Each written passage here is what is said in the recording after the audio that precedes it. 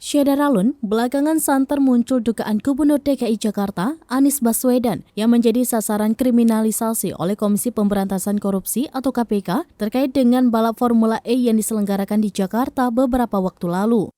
Dugaan tersebut mengemuka lantaran Anies Baswedan kini sedang diajukan sebagai calon presiden di pemilu 2024 oleh Partai Nasdem dan sejumlah elemen masyarakat.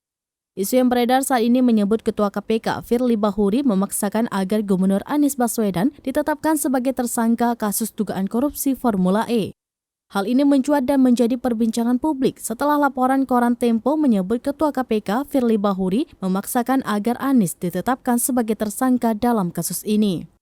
Mengetahui hal ini, orang nomor 1 di DKI Jakarta itu justru menanggapinya dengan santai. Anies mengatakan lembaga seperti KPK selalu menjalankan tugasnya secara profesional, di mana ketika sebuah institusi menerima laporan, maka institusi tersebut akan menindaklanjuti.